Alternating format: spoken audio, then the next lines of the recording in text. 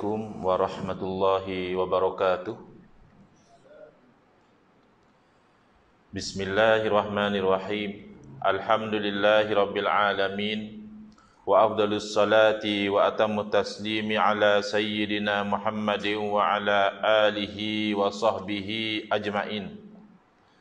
Rabbi shrah li sadri wa yassir li amri wahlul 'uqdatam min lisani yafqahu qawli.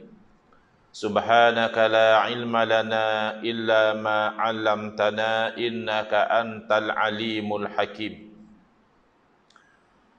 Allahumma akhrijna min zulumatil wahmi wa akrimna binuril fahmi waftah alaina bima'rifatil ilmi wa sahhil akhlaqana bil hilm waj'alna mimman yastami'una al-qawla fayattabi'una ahsana. Allahumma ati nufusana taqwaha wa zakkiha anta khairu man zakkaha anta waliyuha wa maulaha.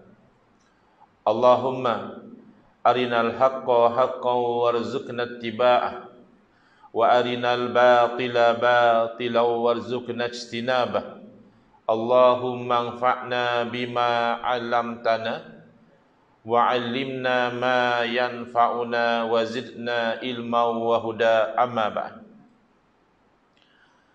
Alhamdulillah, muslimin, muslimat, hadirin hadirat yang saya hormati. Moga-moga kita semua dirahmati dan diberkati oleh Allah Subhanahu wa taala. Dan moga-moga kita semua dikurniakan oleh Allah Subhanahu wa taala kefahaman yang baik di dalam urusan agama dan dikurniakan keikhlasan yang menyeluruh di dalam menuju kepada ridha Allah Subhanahu wa taala, beserta dengan akhlak yang mulia sesuai dengan sunnah junjungan baginda Sayyidina Rasulullah sallallahu alaihi wasallam, sebagaimana yang disabdakan oleh baginda sallallahu alaihi wasallam sendiri, innama bu'istu liutammima makarimal akhlak. Hanya saja aku itu dibangkitkan untuk menyempurnakan kemuliaan akhlak. Malam ni insya-Allah kita akan menyambung pengajian kuliah maghrib bulanan hari Rabu yang ketiga anjuran surau Al-Husna Taman Selasih Gombak, menggunakan kitab Kekeliruan Umat. Inilah jawapannya, susunan Al-Fadhil Ustaz Mahdi bin Haji Jul hafizahullah ta'ala wa nafa'ana bihi wa bi'ulumihi fid daraini amin. Kita sampai ke muka surat 103, masih lagi bab yang ke-7, yang mana Ustaz Mahdi masukkan isu-isu yang ada kaitan dengan akidah di muka surat 103 berkaitan dengan muhkamat dan mutasyabihat. Apakah makna muhkamat dan apakah makna mutasyabihat? Muhkamat merujuk kepada ayat-ayat suci Al-Quran. Ini satu istilah ya, yang mana menceritakan satu kategori daripada ayat-ayat Al-Quran dan juga hadis-hadis Nabi SAW yang nyata dan jelas, erti dan maksudnya itu terang ya, yakin, tidak ada kemungkinan begini, kemungkinan begitu. Itu disebut sebagai muhkamat. Sementara mutasyabihat, kita orang Melayu juga sudah gunakan istilah, kita kata syubhat. Ada syubhat, ada ketidakjelasan. Jadi mutasyabihat pula adalah istilah yang merujuk kepada ayat-ayat suci Al-Quran dan juga hadis Nabi sallallahu alaihi wasallam, tetapi mengandungi makna yang tidak jelas. Berarti ada kemungkinan maknanya begini, ada kemungkinan maknanya begitu. Seperti ayat atau hadis yang berkaitan dengan sifat-sifat Allah Subhanahu wa taala. Sebahagiannya muhkamat, jelas, yakin, pasti maknanya. Dan ada yang mutasyabihat, ada kesamaran, apa sebenarnya makna. Jadi istilah muhkamat dan juga mutasyabihat ini asalnya disebut di dalam Al-Quran sendiri. Dalam surah Ali Imran ayat yang ke-7, Allah Ta'ala berfirman, Huwallazi anzala 'alaikal kitaba minhu ayatum muhkamat. Dialah Allah yang menurunkan kepada kamu, yakni kepada Rasulullah sallallahu alaihi wasallam, Alkitab. Allah, dialah Allah yang menurunkan Al-Quran. Minhu ayatun muhkamat. Daripada ayat-ayat Al-Quran itu ada ayat yang muhkamat. Hunna ummul kitab. Ayat-ayat muhkamat inilah menjadi induk kepada Al-Quran, yakni menjadi tonggak, menjadi rujukan, ya, apa-apa rujuk di situ, ya. Hunna ummul kitab. Wa ukharu mutasyabihat, dan ada yang lain daripada muhkamat, ayat-ayat yang mutasyabihat, ayat-ayat yang ada kesamaran. Jadi hati-hati, ya. Di zaman kita ini berlaku percanggahan dan pertikaian di dalam berinteraksi dengan ayat mutasyabihat. Sebenarnya pertikaian ini dah lama, bukan baru berlaku di zaman kita. Tetapi mungkin 30-40 tahun yang lalu di Malaysia ni, dalam masyarakat kita tak timbul sangat isu macam ini. Tapi kebelakangan ini timbul golongan yang menyalah-nyalahkan akidah kita. Bila kita kata Allah Subhanahu Wa Taala wujud tidak bertempat, dia kata akidah kita itu salah. Akidah kita itu bercanggah dengan Al-Quran. Kalau kamu nak ikut betul-betul Al-Quran, Allah Ta'ala bertempat. Dan tempat Allah adalah di atas arasy. Kalau kita tidak kata begitu, akidah kita itu adalah akidah yang sesat. Ini yang didakwa oleh sebahagian. Jadi timbul kekeliruan. Dan golongan ini sekarang dikenali sebagai golongan Wahabi, ya. Minta maaf, ya, kalau ada yang minat dengan fahaman Wahabi kat surau ni. Minta maaf lah, ya. Kita ilmiah sajalah. Kalau tak setuju nanti, boleh tanya atau kita berdialog lah, ya. Baik. Jadi saya sebut begini kerana saya dapati ada sangkaan yang tak tepat, ya, dalam fikiran sebahagian. Mereka menyangkakan dalam bab ayat mutasyabihat ni, yang bagus adalah golongan Wahabi, yang tak bagus adalah golongan Asy'ariyah Maturidiyah. Kerana apa? Kerana kata mereka Wahabi bagus sebab apa yang Quran hadis kata, Wahabi pegang. Wahabi tak tolak, Wahabi terima apa yang Quran dan hadis kata. Asy'ariyah dan Maturidiyah ni tak bagus. Bila Quran kata macam ni, oh dia takwil kot sana, dia kata tu tak kena dengan akal dia lah sebagainya. Dia kona sana, kona sini, ya. Jadi yang bagusnya tu kalau kita ikut Wahabi. Kerana apa? Kerana mereka inilah yang ikut pada Quran dan Sunnah. Asy'ariyah ni dia banyak kona. Ini yang mereka dakwa. Dan saya dapat tangkap pemikiran sebegini di dalam satu soalan yang diajukan kepada saya, kalau tak silap 16 September 2020, saya berceramah sempena Hari Malaysia di sebuah masjid di Melaka. Oleh kerana konsepnya ceramah, jadi asalnya program tu tak ada sesi soalan. Kan sesi soalan ni kalau kuliah. Kalau ceramah, ya ceramah je lah, apa nak soal-soal, ya.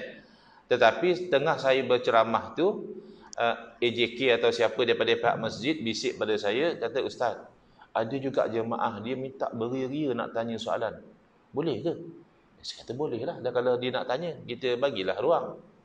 Jadi bila diberi ruang untuk beliau bertanya, soalan dia adalah, Ustaz, saya nak tanya, adakah saya ni jadi kafir kalau saya menetapkan istiwa bagi Allah Ta'ala?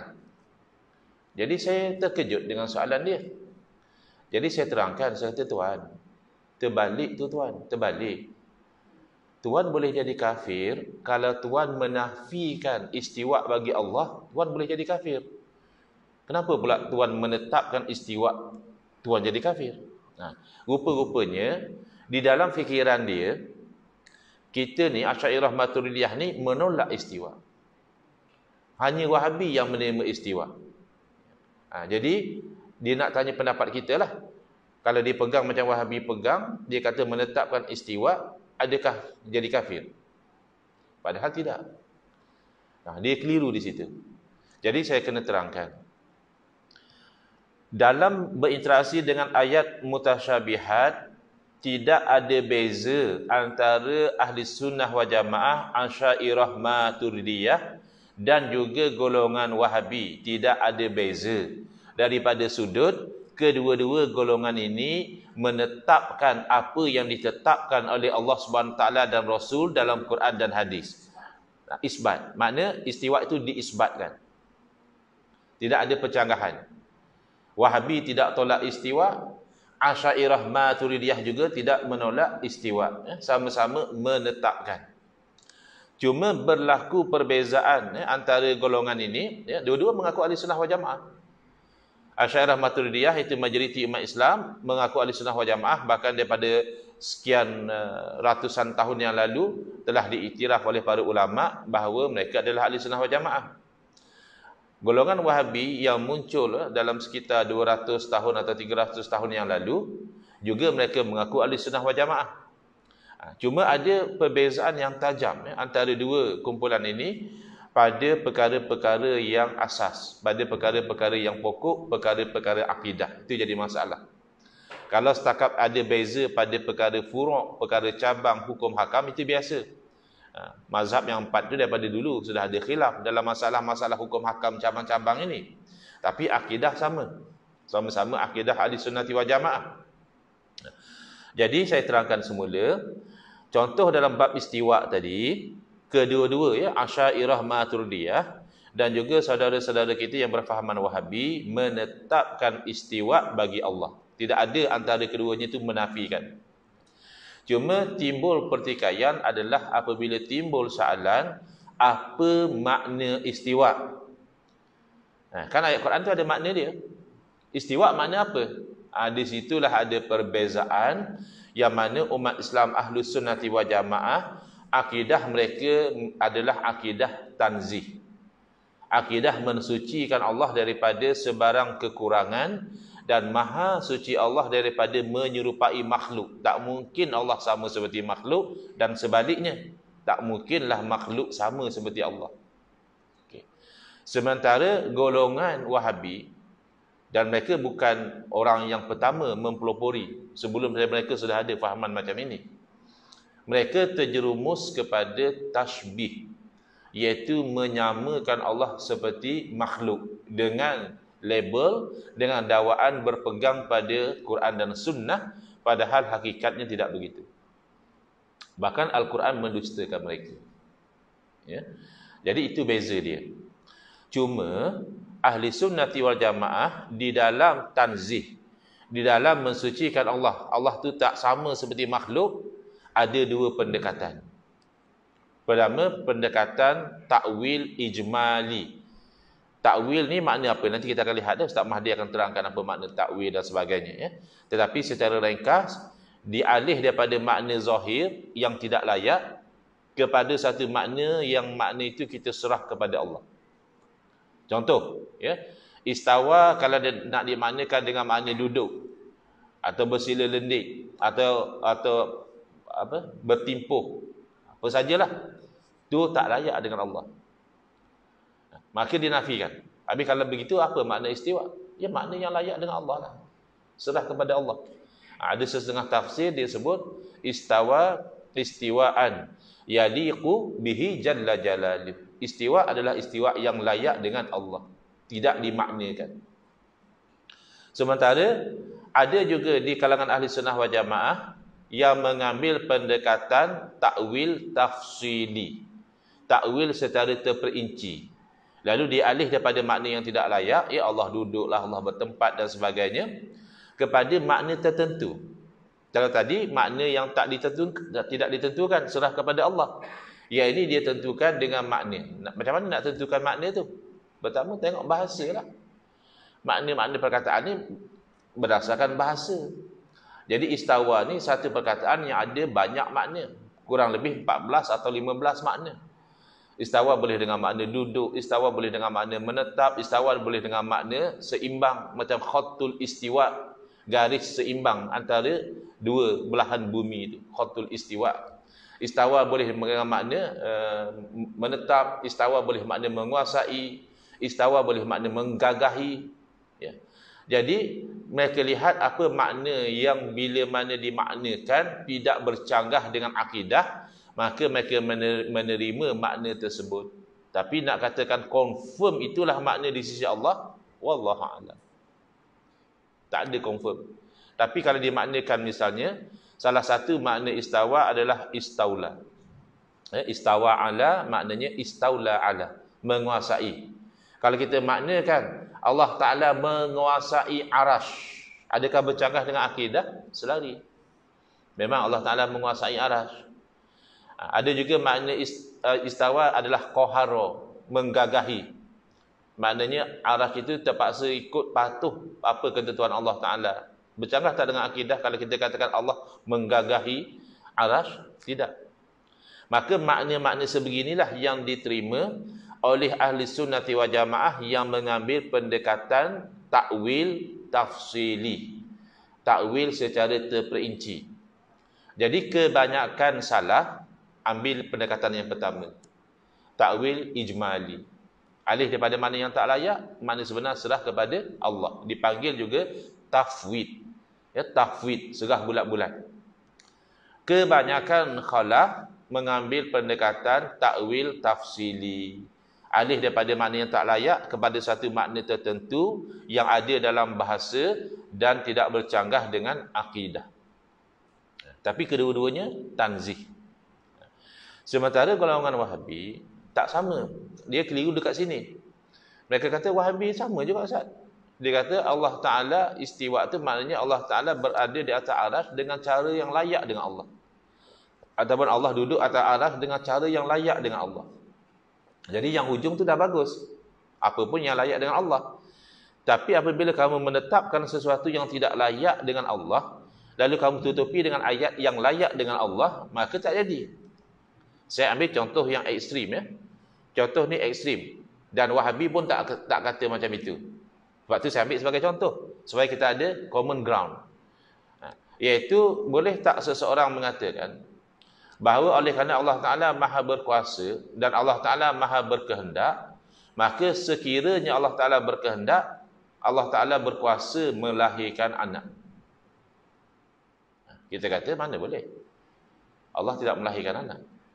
Dia kata tak, maksud saya Allah melahirkan anak dengan cara yang layak dengan Allah lah. Jangan kita kata lahirkan anak tu macam kita. Melahirkan anak yang layak dengan Allah. Masalahnya, adakah melahirkan anak yang layak dengan Allah? Lam yalid, Allah tidak melahirkan. Itu syirik. Kalau kata Allah melahirkan anak, tentulah anak Tuhan juga. Berarti ada dua Tuhan. Ada cucu Tuhan, ada cicit Tuhan. Ada kampung Tuhan lah kalau lepas tu masing-masing beranak. Ya. Jadi itu syirik. Jadi semata-mata meletakkan di hujung ayat itu yang layak dengan Allah Ta'ala, yang tak sama seperti makhluk, tidak akan menyelesaikan masalah sekiranya di awal ayat telah diisbatkan kepada Allah yang tak layak dengan Allah.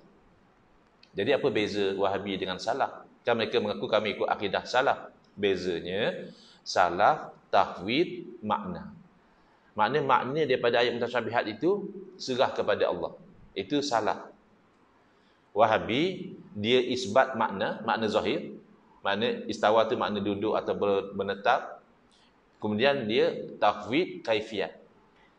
Allah duduk atas arasy, tapi cara Allah duduk tu serah pada Allah lah. Kita tak tahulah macam mana cara Allah duduk. Ini masalah dia. Ini yang banyak orang keliru dekat situ. Dia dengar-dengar sipi-sipi, macam Wahabi itu salah dah Ustaz. Saya dengar cara ustaz-ustaz kami, dia tak bagi Wahabi lah, ya. Ustaz-ustaz sunnah, ustaz-ustaz sunnah terangkan tu dah macam salah dah saya dengar. Cuba dengar elok-elok. Kalau sebiji salah, kita terima. Tak ada masalah, istiwa yang layak dengan Allah kita terima. Tetapi kalau hanya menyamar-nyamar sebagai salah, itu kita kena terangkan bahawa yang sebenar tidak begitu. Sebab ini soal akidah. Kena hati-hati, kena cermat. Jadi bagaimana kita katakan Quran mendustakan mereka? Dan mereka kata, pegang pada Quran hadis, cuba lihat. Ketika mana Allah Ta'ala menyebut wa ukharu mutasyabihat, dan yang lain-lain daripada ayat muhkamat itu ada ayat yang mutasyabihat. Fa ammal ladzina fi qulubihim zayghun fayattabi'una ma tashabaha min. Tengok. Adapun orang yang dalam hati-hati mereka itu ada zaigh, ada bengkok, ada cenderung nak jadi sesat. Apa mereka buat? Mereka akan ikut yang sama-sama daripada mutasyabihat. Kenapa kamu ikut dengan makna yang macam itu? Kenapa kamu ikut dengan makna menetap? Sedangkan kamu tahu Arasy itu makhluk Allah. Tak mungkinlah Allah menetap pada makhluk dia. Kan ittifaq, setahu saya lah, antara Ahlussunnah wal Jamaah dengan Wahabi tak ada khilaf bab Arasy ni makhluk. Allah alam lah kalau ada Wahabi moden kata Arasy bukan makhluk, ya syirik. Soalannya mudah saja, Arasy makhluk atau bukan? Kan itu. Kalau dia kata Arasy makhluk, alhamdulillah sama macam kita.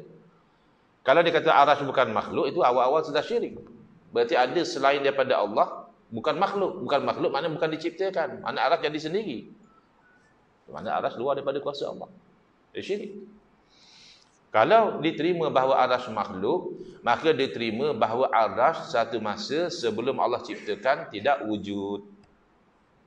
Sedangkan kita dan Wahabi, sama ada kita guna atau tak guna istilah itu, sama-sama bersetuju bahawa Allah wujud, tidak ada permulaan. Ya, kadang-kadang orang kata, Ustaz, geng Wahabi ni mereka tolak sifat 20.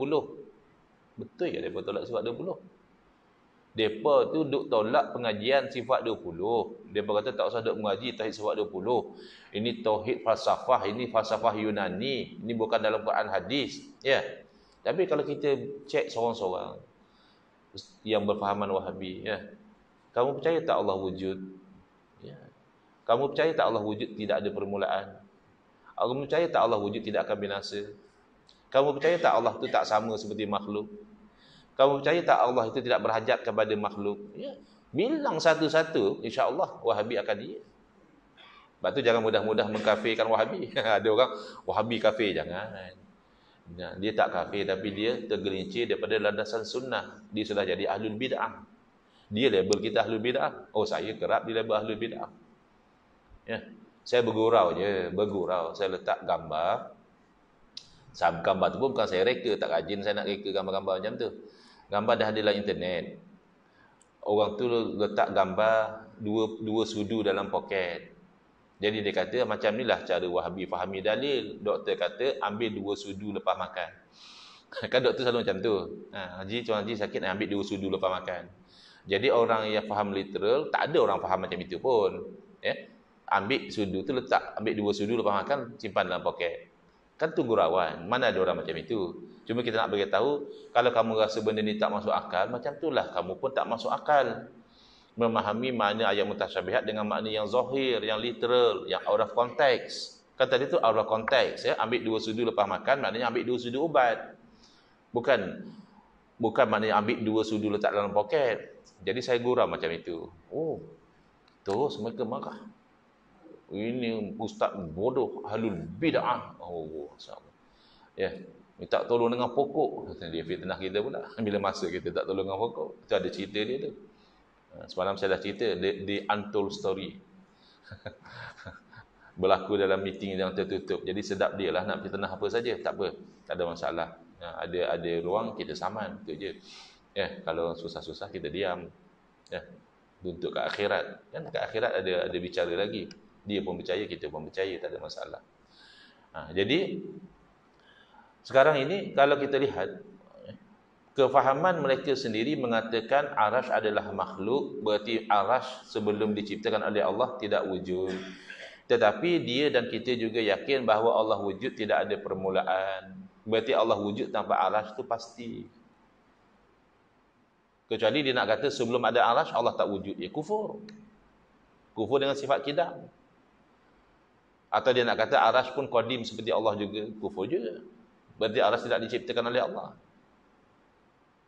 Jadi akidah yang literalis macam inilah yang kita tak nak. Jadi Itu beza ya. Di dalam memahami ayat mutasyabihat, orang yang hati dia bengkok, dia akan ikut yang sama-sama. Kenapa? Ibtigha al-fitnati, nak cari fitnah, nak cari pergaduhan, nak cari perbalahan, wa ibtigha ta'wilih, nak cari juga makna. Ya. Padahal wa ma ya'lamu ta'wilahu illallah. Tidak ada yang tahu makna sebenar daripada ayat mutasyabihat ini kecuali Allah. Ini kalau ikut satu qiraat. Kalau ikut qiraat yang satu lagi, wakaf tidak di situ. Sambung. Wa ma ya'lamu ta'wilahu illallahu warrasikhuna fil ilm. Tidak ada yang tahu makna ayat mutasyabihat kecuali Allah dan orang-orang yang mendalam ilmu mereka. Mereka tahu. Itu dua qiraat lah. Tapi qiraat yang masyhur adalah wakaf dekat Allah. Makna tidak ada yang tahu makna sebenar daripada ayat mutasyabihat kecuali Allah. Sebab itu kita menerima manhaj tafwid. Serah pada Allah. Tapi di sisi mereka, tafwid mereka kata ta'til. Mensia-siakan. Ada keserah begitu pada Allah. Mesti ada makna. Ya, ada makna. Tapi makna itu kita tak berarti untuk mengetahui. Jangan sampai kita memaknakan dengan makna yang bercanggah dengan muhkamat. Jadi mereka sangka Asy'ariyah menolak Al-Quran. Tidak. Asy'ariyah tidak mahu menjadikan ayat mutasyabihat alasan untuk membatalkan ayat muhkamat. Laisa kamitslihi syai' wa lam yakul lahu kufuwan ahad. Itu ayat yang muhkamat. Hunna umul kitab. Al-Quran sendiri kata, ayat muhkamat inilah induk kepada Al-Quran. Rujuk di situ. Adapun mutasyabihat dah Allah saja tahu, ia serah pada Allah. Yang pasti kullun min indi rabbina, semua pun datang daripada Allah Taala. Yang muhkamat kita wajib terima, yang mutasyabihat kita wajib terima. Adapun memanai mutasyabihat dengan makna yang batil, yang bercanggah dengan muhkamat, itu adalah ahlul bid'ah ataupun ahlul zair. Kalau ikut istilah Al-Quran, orang yang ada zair dalam hati mereka. Ya, na'udzubillah min zalik. Maka oleh kerana berlaku kekeliruan itulah Ustaz Mahathir masukkan dalam buku ini, dan Ustaz Mahathir terangkan di muka 104, ayat mutasyabihat tidak boleh ditafsirkan dengan makna yang bertentangan dengan ayat muhkamat. Itu rule dia. Ya.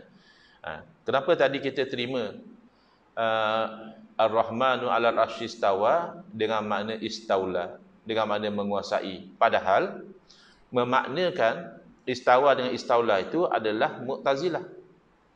Mu'tazilah golongan ahlul bid'ah, golongan yang sesat. Kenapa kita masih terima? Kerana makna itu masih ditanggung dalam bahasa dan tidak bercanggah dengan akidah, itu saja. Kita tolak Mu'tazilah ni pada part-part yang bercanggah dengan akidah. Tapi part yang mana mereka mentakwilkan dengan takwil yang tidak bercanggah dengan akidah, kita masih terima. Tapi kalau dimaknakan dengan makna jalasa, duduk, dengan makna istaqarra, menetap, bincang pula adakah menetap tu bersentuh dengan aras atau terapung di atas aras, itu kita tolak perbincangan macam itu. Itu meletakkan Allah tu relatif dengan makhluk dia. Sedangkan jelas akidah kita orang Islam bahawa Allah Taala itu tidak hulul pada makhluk dan tidak ittihad, menyatu dengan makhluk, tidak. Makhluk, Allah. Hati-hati kan, kadang-kadang orang yang konon ilmu hakikat, ilmu makrifat, akhirnya bersatu dengan Allah. Akhirnya Allah hadir dalam diri dia. Itu akidah yang batil. Tu yang ada setengah ahli sufi, dia kata ma fi jubbati illallah, tak ada dalam jubah aku kecuali Allah. Itu kalau fahaman makna zahir, kalimah tu batil, kalimah tu kufur. Wallahu a'lamu biqailihi. Adapun Allah lebih tahu kedudukan dia tu sebenarnya macam mana. Sebab kadang-kadang lafaz tu keluar daripada rasa cinta, tidak boleh dijadikan sebagai ukuran. Macam orang mabuk cinta. Macam kita kata ma fi qalbi illallah, tak ada dalam hati aku kecuali Allah. Adakah kita nak kata Allah bertempat dalam hati? Kan bukan. Bukan tempat Allah dalam hati, tapi hati kita tu sentiasa ingat Allah. Itu maksud ma fi qalbi illallah. Begitulah yang boleh difahami. Ma fi jubbati ilallah tu orang yang merasakan bahawa keseluruh kehidupan itu hanyalah dengan Allah Ta'ala semata-mata. Itu satu kefahaman. Tapi kalau kita yang bukan mahkam zuk macam itu, kita bukan pun ingat Allah Ta'ala pun sekali-sekali semayang pun tak pernah ingat, tiba-tiba nak cakap ma fi jubbati ilallah, jangan. Itu kan kalimah yang kufur. Cuma orang bercermat memandangkan orang yang bercakap tu orang soleh, orang ahli zikir, Ya, orang yang ahli zauqiyah, kod-kod tergelincir lidah dia dalam keadaan cinta tadi. Baik. Jadi tak boleh ditafsirkan dengan makna yang bercanggah dengan ayat muhkamat. Kemudian zahir daripada lafaz ayat mutasyabihat yang mana bercanggah dengan ayat muhkamat tidak boleh diertikan demikian, ya. Baik. Apa beza antara manhaj salaf dan juga khalaf dalam memahami ayat atau hadis sifat ini? Beza yang saya terangkan tadilah. Kalau salaf takwil secara ijma', ya. Yang pasti makna itu diserah kepada Allah Taala, makna yang layak dengan Allah. Sementara khalaf kebanyakannya takwil secara terperinci, ya. Tapi kita akan lihat nanti contoh. Ada orang mendakwa salaf tidak takwil, kata dia. Ya, kami ikut salaf, kami tidak takwil, ya. Ya okeylah tak takwil, tapi kamu tasybih, masalah pula. Tak takwil tak apa. Sebenarnya kamu takwil yang lagi teruk, takwil yang batil. Takwil boleh dengan makna tafsir, takwil boleh dengan makna sarfuha an zawahirihal mustahilati wa i'tiqadun anna hadhihi zawahir ghairu murad lisyari' qat'an. Jadi hendaklah dialih lafaz yang mutasyabihat ini daripada makna yang zahir, yang mustahil itu, dan yakin bahawa makna zahir ini tidak dikehendaki oleh syarak. Ya. Boleh pula kita alih-alih, Ustaz. Yalah, kan kita ambil panduan daripada Quran dan Sunnah. Saya cerita dulu, ya. Banyak contoh lagi ni. Nanti kita akan sambung, ya. Saya sempat kuliah terus nak bergerak, ya. Ada kuliah Isyak pula di Bangsa Maju. Nanti kita akan sambung muka 106. Saya cuma nak cerita orang yang anti takwil. Dia kata mana boleh takwil? Dia anti kepada uslub yang Allah sendiri gunakan. Semata-mata taksub kerana uslub Al-Imam Ibn Taymiyah yang berpegang kata tak takwil ni Al-Imam Ibn Taymiyah. Dia kata mana ada majaz dalam Quran. Padahal Quran bahasa Arab. Bahasa Arab mesti ada majaz dan hakikah, itu biasa. Majaz maknanya metaphorical. Hakikah makna actual. So apa-apa bahasa pun ada actual meaning, ada metaphorical meaning. Kenapa dinafikan majaz daripada Al-Quran sedangkan Al-Quran bahasa Arab? Baik. Jadi saya bagi contoh dalam hadis sahih, hadis kursi. Nabi SAW menceritakan bahawa Allah Ta'ala berfirman, ya benar Adam, maritu falam ta'un ini. Wahai anak Adam, aku sakit, engkau tidak ziarah aku. Boleh ke Tuhan sakit? Oh, saya pegang hadis, Ustaz. Tuhan sakit dengan sakit yang layak dengan Allah lah. La ilaha illallah. Adakah sakit yang layak dengan Allah Ta'ala? Maka dalam hadis tersebut, apabila ditanya oleh hamba, bagaimana aku menzarahi kamu sedangkan engkau Tuhan sekian alam? Allah Subhanahu Taala takwil. Allah alih daripada makna zahir, marid tu makna zahirnya aku sakit, lalu Allah takwil maridha abdi fulan, hamba aku si fulan yang sakit. Habis kenapa kata aku sakit? Nak menunjukkan besarnya urusan sakit tadi, kamu kena pergi ziarah dia. Allah nisbahkan kepada Allah, nak tunjuk besarnya. Macam juga Baitullah, bait asalnya tempat orang tinggal, baitun. Adakah Baitullah berarti Allah tinggal dalam Kaabah? Tidak. Habis kenapa guna Baitullah, rumah Allah? Ini nak menisbahkan kemuliaan Kaabah.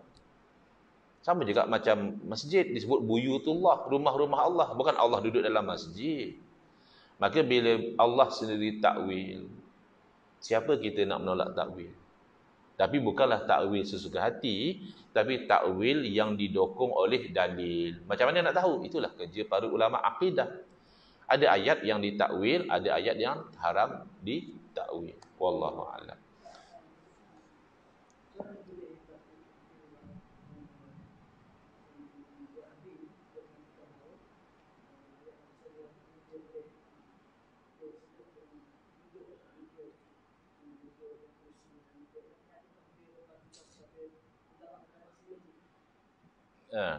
Macam mana Wahabi boleh jadi keliru dalam bab ini? Kerana dia terpengaruh dengan ulama-ulama sebelum itu, betul. Tapi bukan ulama ahli sunnah wal jamaah lah. Sebab ulama di zaman salaf pun ada yang musyabbihah, tapi minoriti lah. Jadi disampaikan akhirnya terpengaruh oleh fahaman ini oleh Al-Imam Ibn Taymiyah. Dan Wahabi terpengaruh dengan Al-Imam Ibn Taymiyah. Jadi memang betul lah mereka terpengaruh. Wallahu a'lam. Bismillahirrahmanirrahim. Alhamdulillah bil alamin wassalatu wassalamu ala asyrafil anbiya'i wal mursalin wa ala alihi washabbihi ajmain. Allahumma shrah sudurana wa ahsin akhlaqana wa azim ujurana wa nawwir qulubana bi nuri hidayatika kama natarada bi nuri syamsika abadan abada bi rahmatika ya arhamar rahimin. Walhamdulillah rabbil alamin. Amin ya rabbal alamin.